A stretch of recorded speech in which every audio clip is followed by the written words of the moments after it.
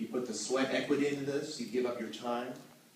It takes time away from your job sometimes and your family, but you win the elections, and local, state, federal, you guys are doing more than you know. So you can have a candidate, the candidate can have a message, but without the ground troops, this battle can't be won. I'm David Young from Van Meter.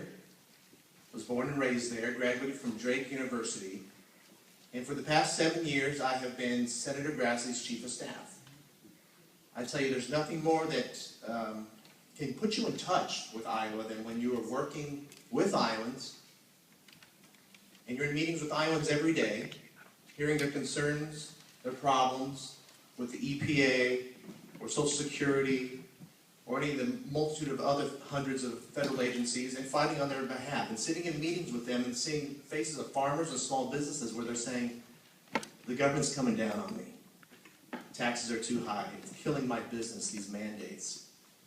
And so it makes you want to work all that much harder for your fellow Iowans. And so I've seen things up close in Washington, but always get that outside Iowa perspective. And what I'm seeing up close are three deficits that are really getting under my skin and driving me nuts. And that is the budget deficit, the jobs deficit, and the deficit of trust and accountability. The first one, $17 trillion. Now, I've been to 50 counties so far since I've been in this race, some counties 2 and 3 times, and I always ask people, how do you even quantify $17 trillion? It's amazing. You have to personalize that with people because we can only borrow so much, get so much credit, and when the bills pile up, they come take away the farm, they take away the house, they take away the car. And if a few more cycles like this, or even sooner, we cannot end up like a Greece or a Portugal. It's embarrassing to what we're doing to our next generation and the current generation. I'm a Republican and I supported George W. Bush. I sure wish he would have vetoed some appropriations bills. I think we have to call our own side out at times when this happens. And Congress too, it switches hands, but Republican or Democrats have spent too much money. We have 49 states, folks, that by state statute or by state constitutional amendment, they have to balance the budget. It's time that Washington started listening to people in the states and that we did this. We are poised to get the majority in the U.S. Senate. And if we do, I know that the priority of leadership is to balance the budget. You can talk sequestration. We haven't done a budget in 4 years. The only way to get at this is a constitutional amendment. And so that's what I'll be pushing. And I know if we get the majority, Senator Grassley will be chairman of the Judiciary Committee, and that's his priority. Let's take it to the floor, let's take it to the American people, and let's have this battle because we cannot afford to go like this any longer. The jobs deficit, Iowa is doing pretty darn good, and you can rack that up to the resiliency of you folks, the Iowa worker, and our leadership at the state. But 7.4% nationally, doesn't it feel like people are just being complacent and accepting of that? We cannot see that as the norm. And there are things that we can do. If we get a Republican majority, let's defund, gut, delay, whatever it takes to get rid of Obamacare. Going across the state and seeing the faces of employers saying, I'd like to hire, I don't know what Obamacare is going to do, I don't know what taxes are going to do. They have to move full-time employees to part-time. That's less money in the part-time worker's pocket, less money for their family. And we can't let the IRS get involved in Obamacare, that's for sure. And why can't we pass the Keystone Pipeline?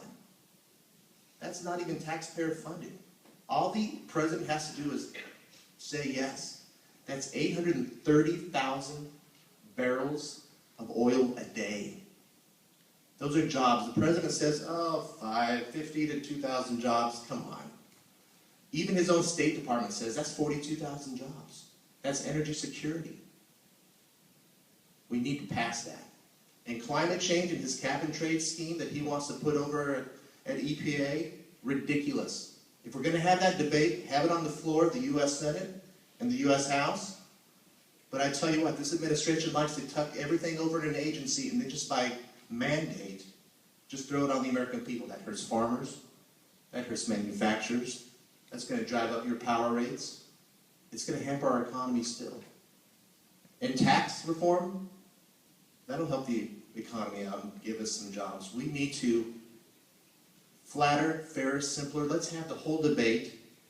You know, we have the highest corporate tax rate in the world. Isn't that ridiculous? Bring that down, put all the deductions, credits on the table, let's just have the debate at least, and let's make it permanent.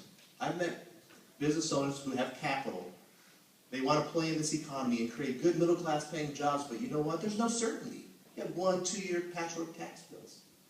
They need 20, 30 years out to invest and grow this economy.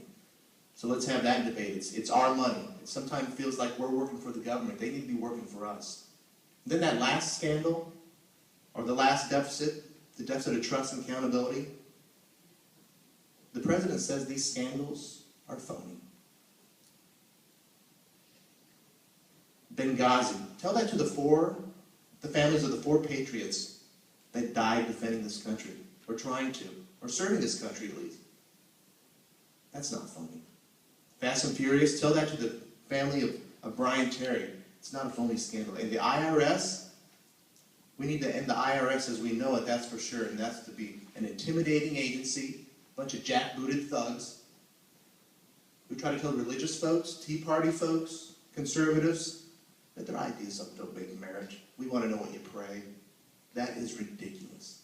It's embarrassing that we have a government like that.